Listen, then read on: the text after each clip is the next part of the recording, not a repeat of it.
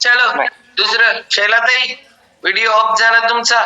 आपण शैला मांगेलांच्याकडे जाऊ.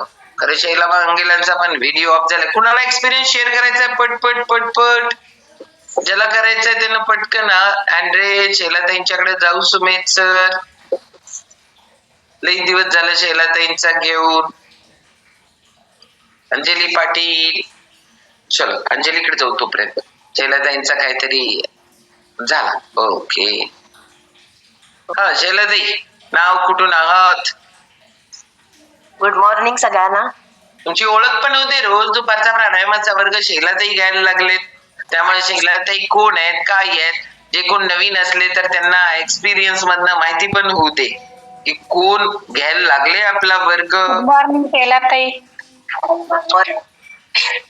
मी शैला मंगेला, मुंबईवरून आहेत विराट. आणि मला ही लिंक माझी मैत्रीण आहेत प्रमिला अमीन म्हणून, तिने मला दिलेले होते. 2021 मार्चला आम्ही या लिंकशी जोडलेले आहेत. आणि ह्या लिंकला जोडण्यामागे एकच फक्त माझा हे की हेल्थ चॅलेंजेस भरपूर होते. माझी शक्ती सरकलेली होती. पूर्ण जे मणके आहेत ते 70-80 वर्ष झिजले आहेत, तितकं माझे झिजलेले आहेत MRI च्या रिपोर्ट प्रमाणे. आणि पूर्ण मानेचा सुद्धा त्रास होता खूप. 2007 पासून तर मला इतके सिम्पटम्स होते की सारखं थोडस वाकलं तरी चमक भरायची. पण ह्या सिम्पटम्सला मी कधीच म्हणजे मनावर घेतलं नाही की का असं होतं, काय हे. फक्त काम करत जायचं एवढंच फक्त मला माहिती होतं. भरपूर काम करणं तर होतच, त्याच्यानंतर चालणं सुद्धा होतं. कारण मी एक म्हणजे माझं LIC होतं, पुन्हा मी दुसरं एक कलेक्शन करत होतं, त्याच्यामुळे भरपूर चालणं असायचं, तितकंच काम करणं होतं. आणि त्याच्यामुळे शरीरात ज्या काही कमतरता होत्या त्या कमतरतेकडे बिलकुल लक्ष नव्हतं. आणि असं करता करता माझा शोल्डर पेन व्हायला लागला. थोडस तरी वाचायला बसलं 1-5 मिनिटं तरी पूर्ण सुजायचा खांदा माझा. मला मानेचा तर इतका त्रास होता की जरा सुद्धा म्हणजे थोडस जरी ह्या साईडला किंवा त्या साईडला झालं तरी पण माझ्या मानेचं चमक येऊन खूप, आणि दर महिन्याला चमक भरायची. आणि अशासाठी मी काय करायचं, डॉक्टरकडे जाऊन स्टिरॉइडचं इंजेक्शन घ्यायची आणि एकदम ओके व्हायची. अशा पद्धतीने म्हणजे 2007 ते 2011 जेव्हा मी आपलं आयुर्वेदिक कडे गेली, डॉक्टर म्हणजे मित्तल हॉस्पिटल मुंबईला, तिथे मला डॉक्टरांनी तुमची मणके तर भरपूर झिजले आणि थोडस हे पण झालेलं आहे, वेगळ्या वाकलेला सुद्धा आहे. कारण माझे 3 मोठे ऍक्सिडेंट मुळे सुद्धा माझ्या पूर्ण शरीरावर परिणाम. आणि तरीही मी दुर्लक्ष करत होते इतका त्रास असून सुद्धा. आणि मला डॉक्टरांनी त्यावेळेला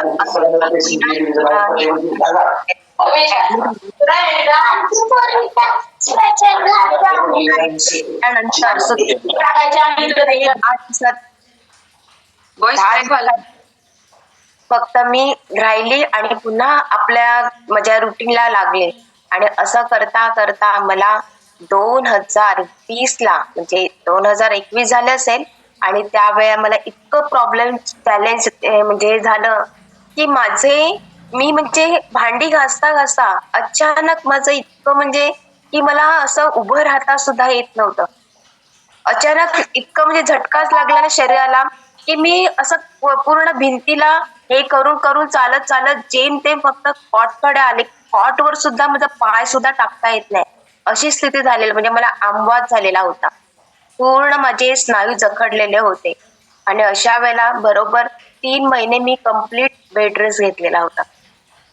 आणि अशा पद्धतीने माझी जर्नी जी चालू झालेली असं प्रॉब्लेमची, ती चालूच राहिलेली.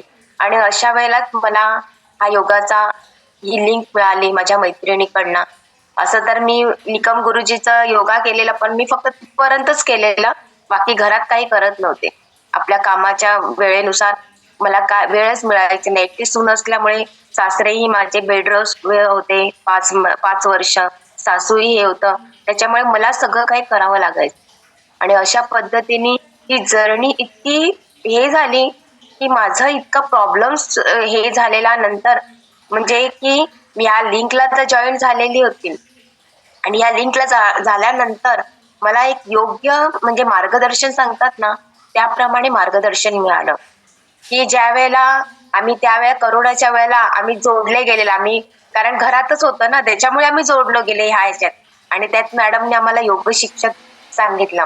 आणि योग शिक्षक मी मॅडमला सांगितले की नाही मॅडम, मला काही तेवढं म्हणजे फी भरता येत नाही, एवढं आर्थिक परिस्थिती पण सुद्धा हे झालेली होती. तरी पण मॅडमनी सांगितलं नाही हो, तुम्ही करा तर खरं, मी देते तुम्हाला, नंतर तुम्ही मला द्या.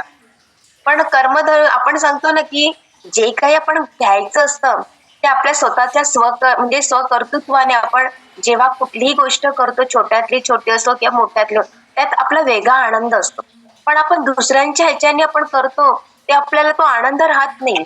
आणि त्याप्रमाणे मी माझी छोटीशी पॉलिसी होती, ती पॉलिसी मी माझी सरेंडर केली आणि ते जे पैसे आले त्याच्यानंतर मी योग शिक्षकाला जे लागते फी ती भरली.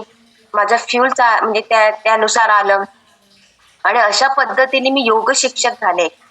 योग शिक्षक झाल्यानंतर सुद्धा मला परत हा चॅलेंजेस आला, त्याच्यातून बरी झाली, पुन्हा चॅलेंजेस आला. आणि अशा पद्धतीने मी न्यूट्रिशन चालू नाही केलेलं होतं त्यावेळेला. पण हे जेव्हा न्यूट्रिशन चालू केल्यानंतर माझ्या ज्या शरीरातल्या ज्या काही म्हणजे हाडं झिजलेली होती, माझी मसल गेन झालेली होती, त्या सगळ्या गोष्टी हळूहळू हळूहळू रिपेअर व्हायला लागलेला. पण त्याच्या अगोदर मला डॉक्टरांनी ऑपरेशन सांगितलेलं मणक्याचं. आणि माझ्या सासऱ्यांचं सुद्धा ऑपरेशन झालेलं होतं आणि त्यावेळेला ते ऑपरेशन करून 5 वर्ष का 6 वर्ष बेडवर राहिलेले होते.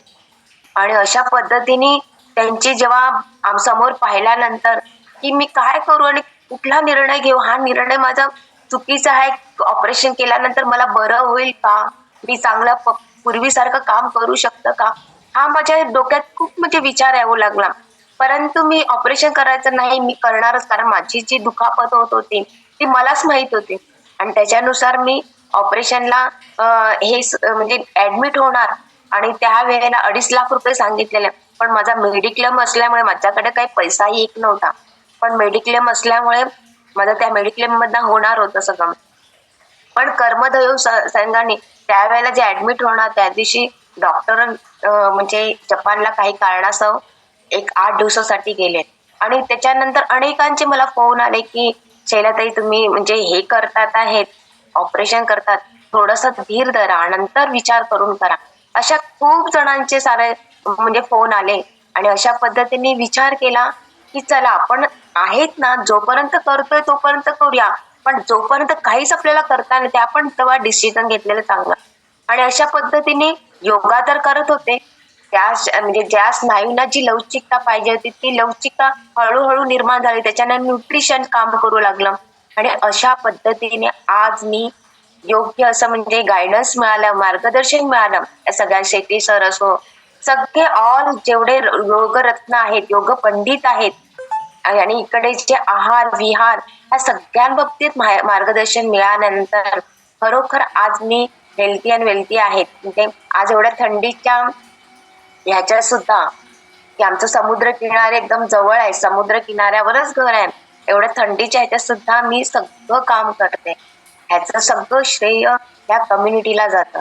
आणि थँक्यू म्हणजे ह्या कम्युनिटीची. कारण आणि त्याच्यानंतर एक अजून सांगायचं झालं म्हणजे तर की मला मेनोपॉज होत होता. मेनोपॉज होत नव्हता तर तो माझ्या फायब्रॉइडची गाठीमुळे मला जवळ 1 वर्ष इतकं ब्लिडिंग होत होतं, खूप म्हणजे खूप रक्तस्राव होत होता. आणि अशा रक्तस्रावामध्ये जेव्हा मी डॉक्टरांकडे गेलेली, कारण माझा नेहमीचा हिमोग्लोबिनचा जो हे असायचा तो 15, 15.5 म्हणजे 12-13 असंच असायचा कधीच. कारण मी 2011ला जेव्हा मी डॉक्टरांकडे सगळं चेक केलं तेव्हा पण डॉक्टर मला म्हणाले की तुमचं हिमोग्लोबिन एकदम भारी आहे. त्याच्यानंतर मध्ये सुद्धा मी थोडंसं आजारासाठी हे केलेलं, तेव्हा सुद्धा माझे धीर डॉक्टर आहेत, तर त्यांनी सुद्धा सांगितलं की वहिनी तुझा हिमोग्लोबिन एकदम फर्स्ट क्लास आहे. पण ह्या सगळ्या रक्तस्रावामुळे, फायब्रॉइडच्या ह्याच्यामुळे माझं 3.4 हिमोग्लोबिन झालेला. आणि अशा वेळेला जेव्हा डॉक्टरांकडे चेक करायला जायचं तर डॉक्टर हाच प्रश्न विचारायचे की तुम्हाला बेशुद्ध तुम्ही म्हणजे तुम्हाला चक्कर येतं का, तुम्हाला कसं तरी वाटतं का, तुम्हाला पूर्ण इम्युनिटी लो होते का. पण बघितलं तर न्यूट्रिशन इतकं काम करत होतं ना, या न्यूट्रिशनमुळे मला कधीच जाणवलं नाही की इतकं रक्तस्राव होताना सुद्धा मी जी कामं करायची ती तशीच करायची. म्हणजे इतकं एवढं अति झालेलं होतं. त्याच्यानंतर माझं ऑपरेशन मी करून डॉक्टरांनी सांगितलं की हे होणार नाही. त्याच्यामुळे तुम्हाला काढावंच लागेल. आणि त्याच्यानं ऑपरेट केल्यानंतर सुद्धा आज मी या न्यूट्रिशनच्या मुळे एक योग्य असं म्हणजे त्या गाईडन्स खाली आहेत आणि हेल्थी आहेत या कम्युनिटीमुळे. आणि थँक्यू शतायुषी फॅमिली आणि Yes. सगळ्यांना थँक्यू. जोरदार क्लॅपिंग करू आपण शैलाताईंसाठी. कारण का की परिस्थिती नेहमी तशीच राहत नसते.